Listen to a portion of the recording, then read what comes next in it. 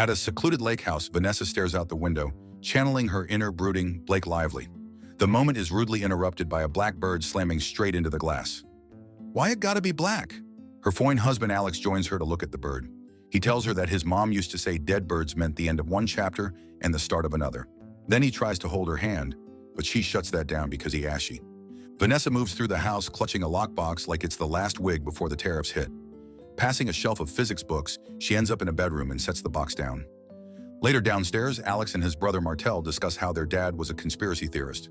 Martell defends him, saying he was searching for something and kept everything in his journal. When Vanessa asks if he read it because it got lost in the forest, Alex insists that what he lost was his damn mind. Later on, Martell arms Vanessa with a rifle before she sets off for a hike. Alex volunteers to come with, but Vanessa opts for solo danger. Martell asks if they're moving out here full-time. Then he drops the gut punch. Obi, their late son, would have loved it. Then Martell hands Vanessa a walkie-talkie because there's no reception. Vanessa leaves and Alex trails her outside. She spins around and asks if he wished it had been her who died that day. Alex says he forgave her a long time ago and doesn't want to lose her too. Vanessa then dips. In the woods, things escalate quickly. Vanessa hears something. Shots are fired, and she fires back. When she checks her target through the scope, she's horrified to find it's her. And no, we don't all look alike. It's literally her. She races back to the house and says she just saw a bear. Inside, Alex tries to comfort her, but Vanessa ain't having it because things have changed since their son died. That night, Martell mentions his battle with alcoholism. He says we aren't really in control, some decisions are already made for us, and life is about adapting. This monologue hits Vanessa. She suddenly isn't hungry and gets up to leave. Martell burns himself, so he heads inside to slap on some aloe, and Alex tells Vanessa he'll handle the dishes. Inside, Vanessa finds Martell sniffing a glass of whiskey. She side-eyes him, but he claims he just likes to smell it. She notices the burn, then Martell leaves for a walk. She turns around and Martell strolls in from the opposite direction, now with a bandaged hand. Before she can process whether it's a hallucination, time loop, or shrooms, Alex enters too. They see the look on her face and ask her what's wrong. She just silently nopes the F out. The next morning goes out and arrives at the abandoned facility and finds a bloody handprint slapped onto the gate. She squeezes in and follows a path through the split remains of a tree that form a little gateway. Soon she stumbles upon another tree gate. Black people usually don't F with this stuff, but she goes ahead anyway. Once she steps out the other side, the surroundings look exactly the same as the side she's just come from. Since she doesn't have breadcrumbs, she accessorizes the foliage with her scarf. Then she walks on but finds her own footprints doing the cha-cha in a circle. Desperate, she starts carving V's into trees. Still, every path leads back to that stupid tree gate. She slumps down in defeat, but one of the paths suddenly looks like it did when she first entered. So she bolts. In her rush, she doesn't notice the bloody handprint is gone, and the forest definitely had a factory reset. Back home, Vanessa tells them what happened, but Alex decides it's National Gaslight Day and assumes she just got lost. She says it felt like she was stuck in some kind of loop and asks if his dad ever said they did experiments in the area. Alex waves it off as his dad being crazy. Then Alex brings up their therapist. He says the doc warned it'd be a rough day for her since it's Ob's death anniversary. Vanessa tells him not to say the name, so naturally he says it again, and she slaps him so hard his ancestors felt it. Then he asks if she wishes he had died that day. He actually believes he was the one driving during the crash that killed Obi, but Vanessa insists she was the one behind the wheel. Tensions boil. Alex snaps and grabs her. He says he loves her, but she really needs help. She realizes this isn't Alex. Just then, Martell walks in having heard the yelling. Vanessa, now realizing how sussy things are, points out that Martell burned his right hand, but it's his left that's bandaged. She bolts and they go after her, but Martell holds him back.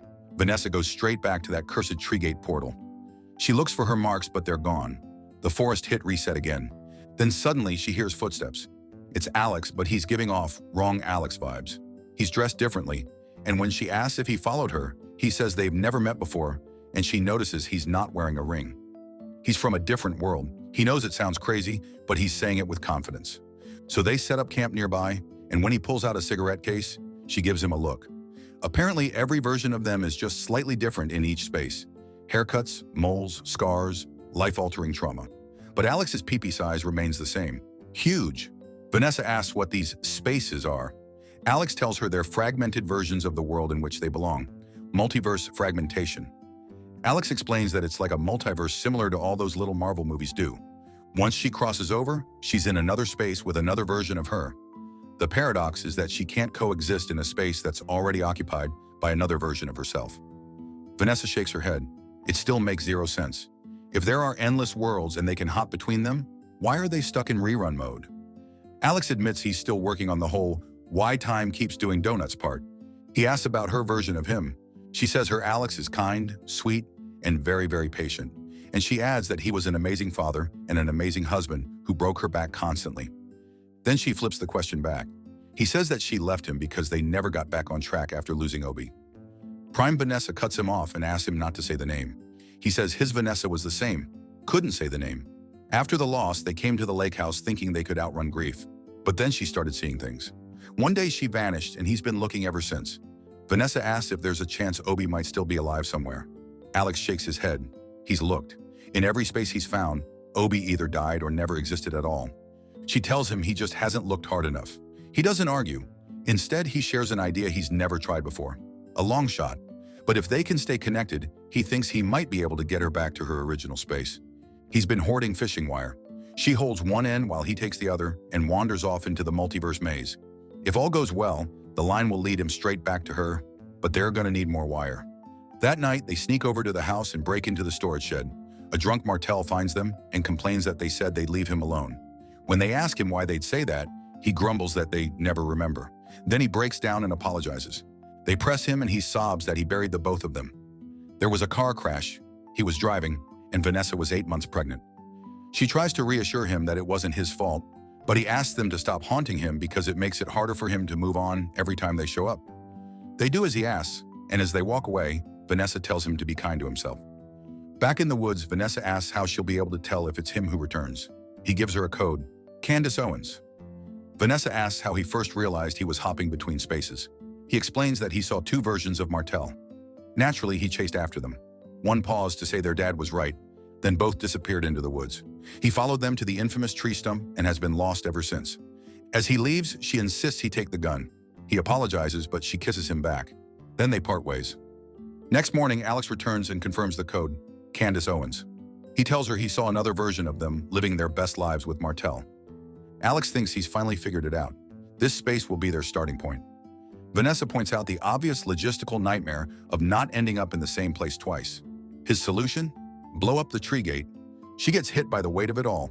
He admits nothing will ever be the same. Later that night, Vanessa hears the fishing line rattle. Code time. No answer. She follows the wire back to the house and finds Alex asleep. When he wakes up, he's confused by her mention of the name Candace Owens and blinks. She asks where Martell is, and he tells her he's in the storage shed. She presses further about Martell's arm. She learns it's the right one he burned, confirming that she's back in her original space.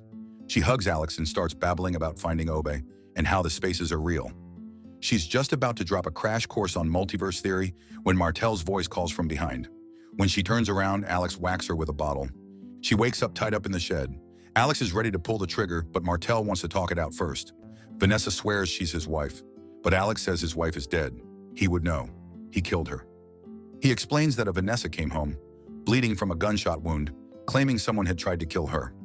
Prime Vanessa tries to set the record straight, that the spaces are real and the other Vanessa tried to kill her first. She mentions his dad was right, but Alex scoffs, insisting his father was just a nut job. Martell tries to reason with him and says maybe there's a chance it's true. Alex ignores him and goes for the kill.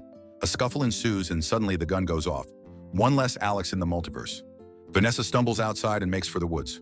Martell, overwhelmed, pulls the gun on himself. Vanessa finds another dead Alex, gives him a once-over, then shakes her head and goes off in search of a different space. She stumbles upon one where she, Alex, and Martell are all laughing and playing golf. She makes no attempt to join in and heads back to camp. Hours later, physicist Alex finally shows up. He explains that he'd visited a space where Alex and Martell were freaking out, talking about how she had tried to kill them. By the time he got back, she was already gone, and he says something bad happened there. Vanessa admits that that was her original space, and she's lost everyone she loved. Meanwhile, physicist Alex has found his own space, but had to kill another Alex version to keep it. Then he suggests she do the same. Find a space, take it, and guard it. Vanessa protests that he can't just steal someone else's life. He says that since it belongs to a version of himself, it's basically his. But she refuses to see herself as a murderer. He reminds her that tough choices are part of the game. He didn't think he could sign the DNR for Obi, but he did, because Obi wasn't getting any better, and his Vanessa was a wreck. He just wanted the suffering to stop. In disbelief, Vanessa insists he had no right. He shoots back that Obi was his son, and he had every right. In a burst of emotion, Vanessa screams that Obi could have made it, and then bitterly adds it's exactly why his Vanessa left his ass. He hands her the rifle, saying there'll come a time when she'll have to make a choice. He warns her to choose wisely. He drags the dead Alex to the tree gout, then tells Vanessa to get moving and find another space. He's setting a timer for 45 minutes before he blows the gate. Vanessa is in no rush and sits down for a drink. Suddenly, she hears movement behind her, and another version of herself emerges from the bushes with a rifle raised. The newcomer says she's already caught up on the multiverse theory. No lectures needed. Prime Vanessa tries to talk her down, but her double stays firm. Two Vanessas in one space? It's a cosmic no-no. One of them has got to go. Prime Vanessa offers to leave so the other can go back to her life, but she says her life ended the day her husband pulled the plug on her son. Prime Vanessa realizes that this is the wife of physicist Alex. She tells her that her Alex has been looking for her and hasn't blown the gate yet, but the new Vanessa shakes her head, saying she can't go back to him after everything he did. Prime Vanessa desperately tries to bond over mutual trauma, but the other Vanessa isn't touched. She apologizes but insists she must follow through, so Prime Vanessa cracks her head with a rock. Then she stumbles through the forest and arrives at a tree gate with blue flowers growing on it, realizing she's never been here before. This must be the space of the Vanessa she shot, the one Prime Alex took out. It's a Vanessa-less space, and she sees opportunity. She marches straight to the house. After an intense shower cry, she collapses into bed. The next morning, Vanessa is jolted awake by a thud against the window. She goes outside and finds a dead bird. Just like before, Alex appears and offers his mother's wisdom about a dead bird, meaning the end of one chapter and the start of another. He reaches for her hand, and this time, she accepts it. They share a kiss. They move inside for tea, and Martell joins them. The warmth of normalcy settles over them. Vanessa excuses herself to get dressed and picks up the lockbox on her way upstairs. As she passes the shelf with physics books, she spots a leather journal like the one physicist Alex used to draw his multiverse model.